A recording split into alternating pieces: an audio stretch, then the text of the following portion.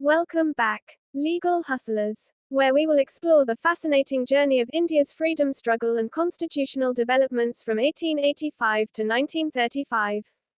Establishment of the Indian National Congress and the work of moderates, 1885–1905.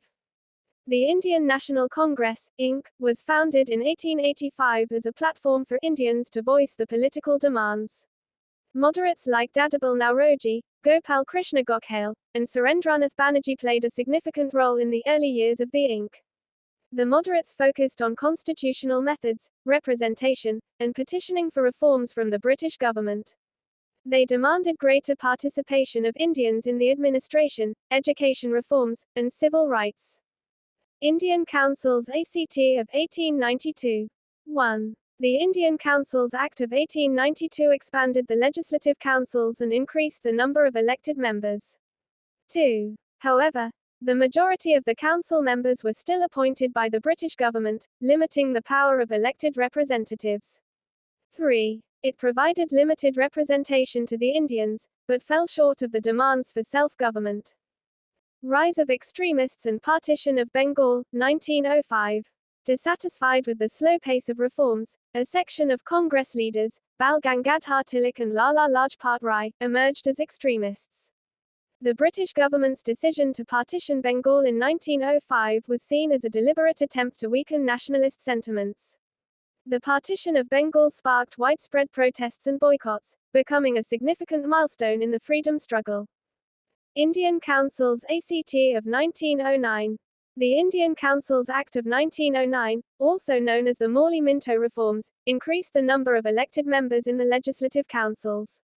Separate electorates were introduced, dividing voters along religious lines and giving weightage to minority communities. It aimed to appease moderate demands for more representation but deepened communal divisions in Indian politics. August Declaration, 1917, and MONTAGUE-CHELMSFORD Report, 1918. The August Declaration of 1917, made by the British government, promised increased participation of Indians in the government.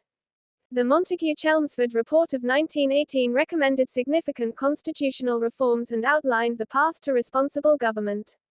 The reforms proposed limited provincial autonomy and some expansion of central legislative powers. The Government of India Act 1919 and its consequences. The Government of India Act 1919, also known as the MONTAGUE-CHELMSFORD reforms, implemented some of the recommendations from the MONTAGUE-CHELMSFORD report.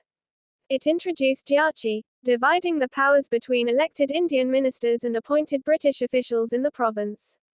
However, the act fell short of the nationalist demands for complete self-government and was met with widespread disappointment. Simon Commission, 1927, NEHRU Report, 1928, and Round Table Conferences. The Simon Commission, appointed by the British government, faced strong protests as it consisted of all British members and no Indian representation. In response, the NEHRU Report of 1928 was drafted by the Indian National Congress, demanding complete independence and dominion status for India. The Round Table Conferences held in London between 1930 and 1932 aimed to discuss constitutional reforms but failed to reach a consensus.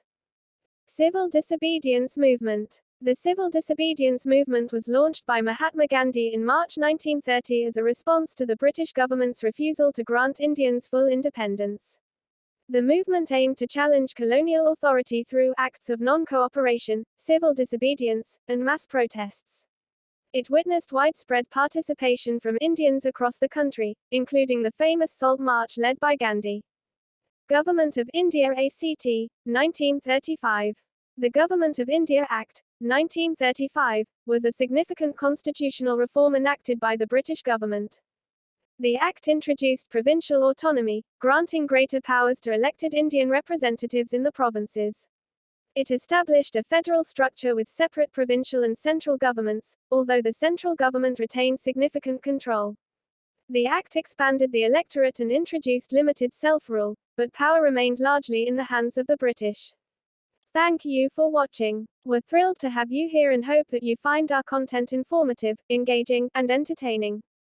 Be sure to like, share and subscribe, and don't forget to join us for further updates.